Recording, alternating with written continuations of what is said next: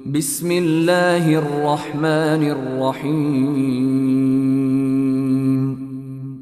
পরম করুণাময় ও অসীম দয়ালু আল্লাহর নামে শুরু।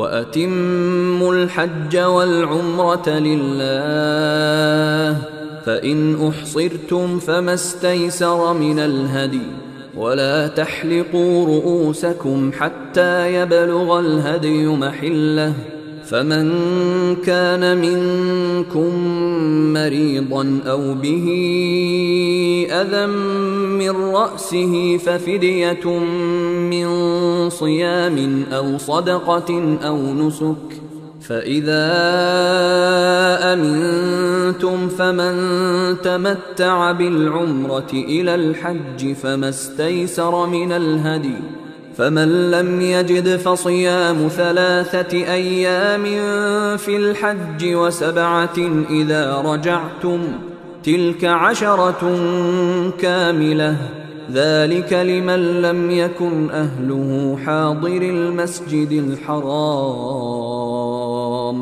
واتقوا الله واعلموا أن الله شديد العقاب। আর তোমরা আল্লাহর উদ্দেশ্যে হজ ও ওমরা পরিপূর্ণভাবে পালন করো। যদি তোমরা বাধাপ্রাপ্ত হও তাহলে কোরবানির জন্য যা কিছু সহজলভ্য তাই তোমাদের উপর ধার্য। আর তোমরা ততক্ষণ পর্যন্ত মাথা মুন্ডন করবে না যতক্ষণ না কোরবানি যথাস্থানে পৌঁছে যাবে।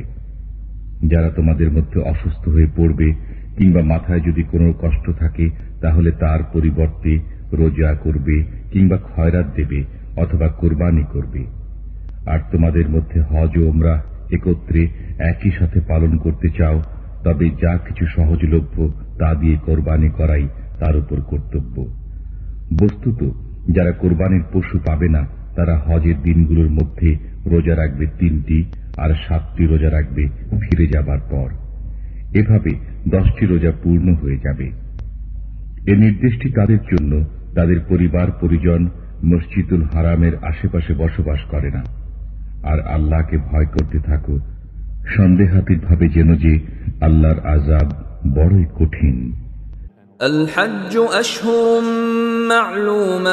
معلومات فمن فرض فيهن الحج فلا رفث ولا فسوق ولا جدال في الحج وما تفعلوا من خير يعلمه الله وتزودوا فإن خير الزاد التقوى واتقون يا أولي الألباب।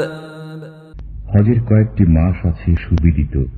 এসব মাসে যে লোক হজের পরিপূর্ণ নিয়ত করবে তার পক্ষে স্ত্রীর সাথে নিরাভরণ হওয়া জায়েজ নয়। না অশোভন কোনো কাজ করা, না ঝগড়া বিবাদ করা হজের সেই সময় জায়েজ। আর তোমরা যা কিছু সৎ কাজ করো আল্লাহ তা জানেন। আর তোমরা পাথেয় সাথে নিয়ে যাও। নিঃসন্দেহে সর্বোত্তম পাথেয় হচ্ছে আল্লাহর ভয়। আর আমাকে ভয় করতে থাকো হে বুদ্ধিমানগণ। তোমাদের উপর তোমাদের পালনকর্তার অনুগ্রহ অন্বেষণ করায় কোনো পাপ নেই।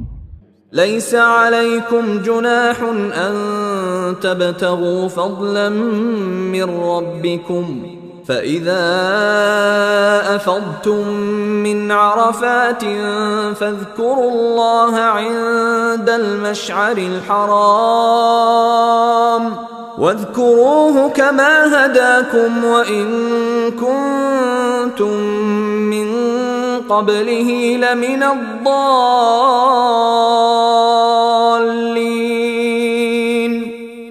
তোমাদের উপর তোমাদের পালনকর্তার অনুগ্রহ অন্বেষণ করায় কোনো পাপ নেই। অতঃপর যখন তাওয়াফের জন্য ফিরে আসবে আরাফাত থেকে তখন মাশআরে হারামের নিকটে আল্লাহকে স্মরণ করো।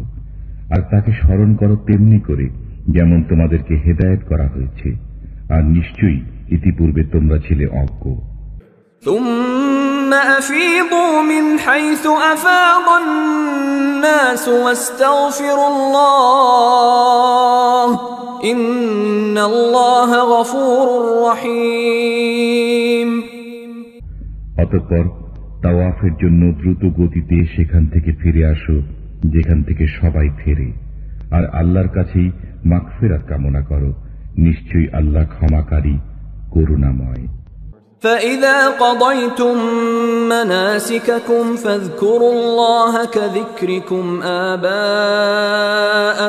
أو أشد ذكرا فمن الناس من يقول ربنا آتنا في الدنيا وما له في الآخرة من خلاق।